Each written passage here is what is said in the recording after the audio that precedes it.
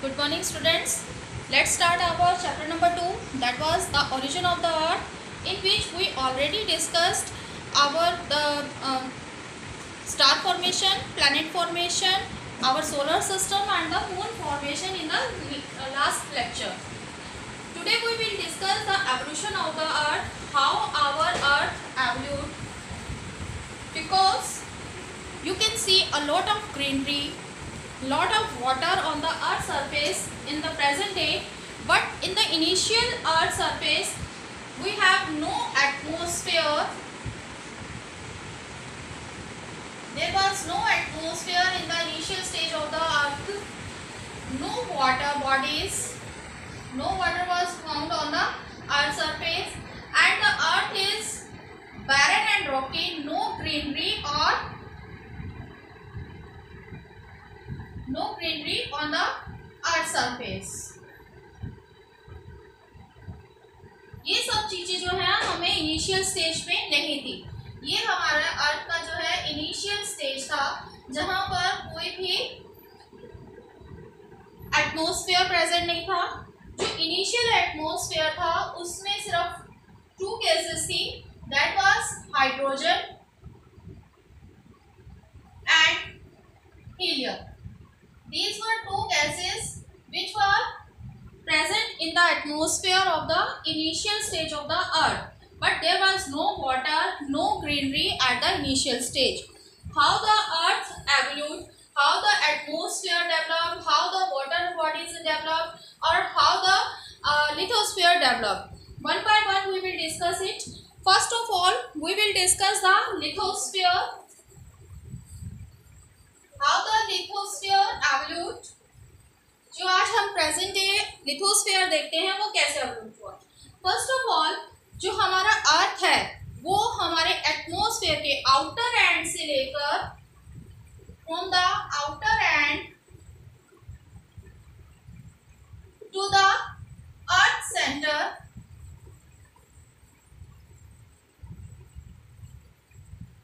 Earth has layered structure.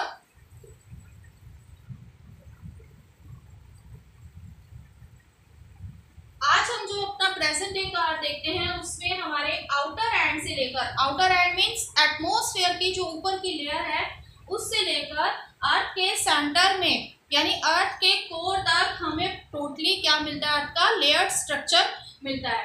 अब इसे atmosphere और लिथोस्फीयर के फॉर्म में हम डिफरेंटली जो है इसको डिस्कस करेंगे. First of all come to the lithosphere. How the lithosphere form. As you know, when the matter and energy scattered in the universe, it was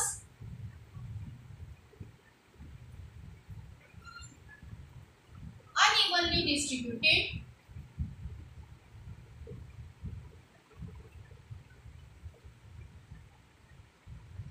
Unevenly distributed जो matter था वो क्या था कि बहुत ही डिफरेंट टाइप के sizes में था.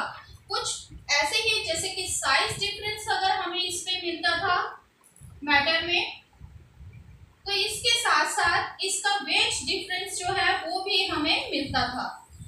तो साइज और वेट दोनों में ही जो है वो मैटर हमें डिफरेंट कंडीशन में मिलता था. अब कुछ जो मैटर है वो कैसा था, heavy,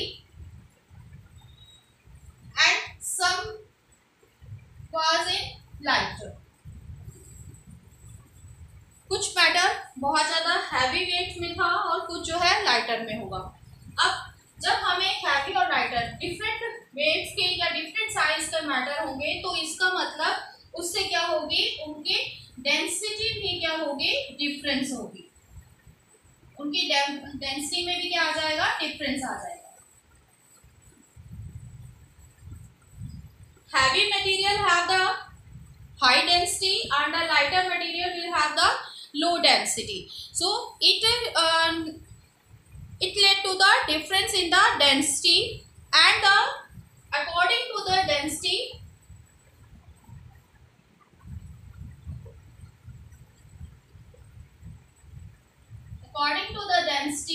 the material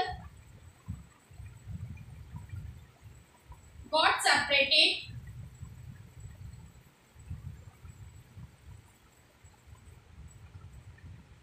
from inside the earth.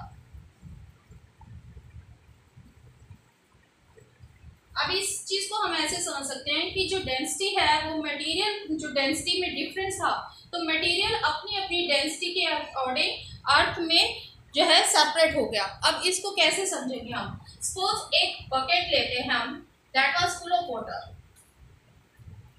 एक बकेट लिया हमने जो पानी से पूरी तरह से भरा हुआ है। अब उसमें आप बाहर से लेकर कुछ जो है डस्ट या मिट्टी जो है वो डाल दो।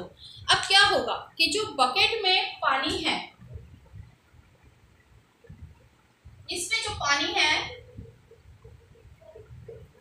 इसमें आपने डस्ट डाल दिया। अब डस्ट में क्या होगा, उसमें मिट्टी में क्या होंगे, कुछ लार्ज जो है पार्टिकल्स भी होंगे, कुछ स्मॉल पार्टिकल्स भी होंगे और कुछ बहुत ही फाइन पार्टिकल्स होंगे।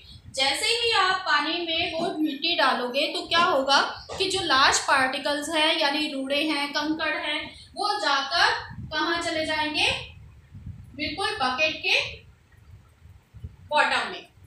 ठीक है, उससे जो फाइन पार्टिकल्स होगा वो इससे ऊपर होगा, जो स्मॉल पार्टिकल्स होंगे वो इसके ऊपर होंगे, और बहुत ही जो फाइन पार्टिकल्स होंगे, बहुत ही बारीक कण होंगे, वो आपको इसमें प्लॉट करते हुए नजर आएंगे। तो क्या होता है कि जब आपने मिट्टी डाली तो वो अपनी डेंसिटी के अकॉर्डिंग बकेट में सेटल डाउन हो गए। सेम प्रोसीजर जो है अर्थ में हुआ। अर्थ में भी जो है मटेरियल अपनी अपनी डेंसिटी के अकॉर्डिंग सेटल होना शुरू हो गया। जो हैवी मटेरियल था लाइक निकल एंड आयरन, जिसको हम फेरस भी कहते हैं, निकल और आयरन जो बहुत ही हैवियर मटेरियल था वो कहाँ चला गया, बिल्कुल अर्थ के कोर में। यहाँ पर जो है वो क्या सेटल हो गया, निकल और फेरस। इसके बाद जो है जो लाइटर मटेरियल था वो इसके ऊपर यहाँ पर सेटल डाउन हो गया। तो यहाँ पर मैग्नीशियम और एल्यूमिनियम की जो है वो हमें लेयर दिखाई देती है। फिर उससे और लाइटर मटेरियल था वो अपर लेयर में सेटल हो गया इसके ऊपर। ठीक है, तो इस तरीके से जो मटेरियल है वो डिफरेंट लेयर्स के रूप में अर्थ में सेटल होना शुरू हो गया। नाउ व्हाट हैपेंड, क्योंकि ये जो ऊपर की लेयर है वो किसके कांटेक्ट में थी, एटमॉस्फेयर के कांटेक्ट में थी, ओपन लेयर थी। ठीक है, तो धीरे धीरे कोई चीज, क्योंकि स्टार्टिंग में हमने कहा कि अर्थ बहुत ही हॉट बॉल के रूप में थी, स्फीयर के रूप में थी, तो यहाँ पर ये सारा मटेरियल भी क्या था, बहुत ही हॉट मटेरियल था और लिक्विड फॉर्म में था। लेकिन जैसे ही ये सेटल डाउन होना शुरू हुआ तो धीरे धीरे क्या हुआ कि इसके ऊपर की जो लेयर है वो क्या होना शुरू हो गई, ठंडी होने शुरू हो गई। जैसे ही कांटेक्ट में आई बाहर के एटमॉस्फेयर के, तो ये क्या हो गई, कूल डाउन हो गई। कूल डाउन होके ये किस में कन्वर्ट हो गई, क्रस्ट में, जिसको हम क्या कहते हैं, अपना प्रेजेंट डे का क्रस्ट लेयर हम इसको पढ़ते हैं, जिसको हम नेक्स्ट चैप्टर में डीपली पढ़ेंगे कि कैसे हमारे क्रस्ट की क्या जो है डेंसिटी है और व्हाटएवर। बट इससे क्या हुआ कि हमारी फर्स्ट लेयर जो है ऊपर की, जिसे हम टॉप लेयर कहते हैं, दैट वाज क्रस्ट। इसके नीचे की जो लेयर है उसे हम क्या कहते हैं, second layer is known as mantle, and the third layer is also have two parts, outer core and the last one is inner core. अब क्या होगा कि जैसे आप एक चीज लेते हो, आपके कोई भी चीज आप बनाते भी हो, घर में कुछ भी बनाते हो, तो उसका क्या होगा, ऊपर की लेयर जो है वो बिल्कुल जल्दी से ठंडी हो जाएगी। लेकिन अगर उसका हम इंटरनल पार्ट देखेंगे तो वो उसके कंपैरेटिवली अभी भी गर्म होगा, उसको टाइम लगेगा। तो सेम ऐसे हुआ, फर्स्ट लेयर ठंडी हो गई, जो क्या हो गई, सॉलिड में कन्वर्ट हो गई। तो ये हमारा कौन सा पार्ट बन गया, क्रस्ट। लेकिन इसके नीचे की जो लेयर है वो भी हमारी क्या हो गई, सॉलिड हो गई। लेकिन बहुत ही इंटीरियर में जो बिल्कुल कोर में मटेरियल जाकर सेटल हो गया, उसको कहीं से भी हवा नहीं मिल रही। तो इसका मतलब वो आज भी किस फॉर्म में है, लिक्विड फॉर्म में है, जहां पर टेम्परेचर, इसमें हम कह सकते हैं यहाँ पर टेम्परेचर भी जो है वो बहुत ज्यादा हाई है, मटेरियल हैवी है, तो यहाँ पर डेंसिटी भी जो है वो बहुत हाई है। अब इसको हम ऐसे भी कह सकते हैं कि जैसे जैसे हम टॉप लेयर से एंड अर्थ के सेंटर में जाते हैं, inside the earth, when we move from the top layer to the inside of the earth, the temperature and density both increases, दोनों ही जो है वो क्या होती जाती है, इंक्रीज होती जाती है। और इसी के कारण जो है आज तक हम जो इनर कोर है वहां तक नहीं पहुंच पाए हैं। इसको हम आगे अच्छे से डिस्कस करेंगे, बट जो हमारा टॉपिक है that is the formation of the lithosphere. तो इस तरीके से हमारे अर्थ के लिथोस्फीयर जो है वो जनरेट हुआ।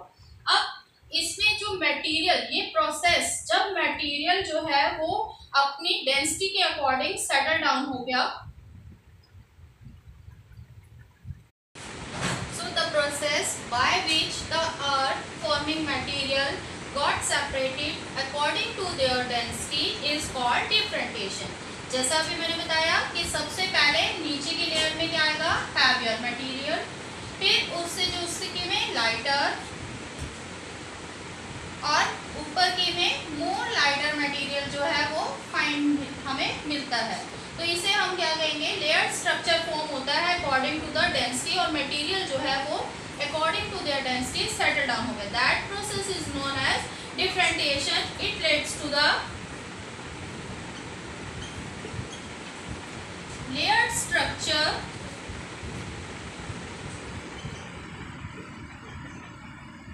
Inside the earth,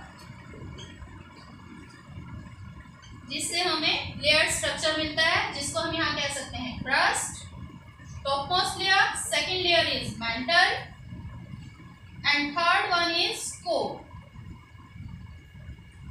So this is the process of the formation of lithosphere of the earth.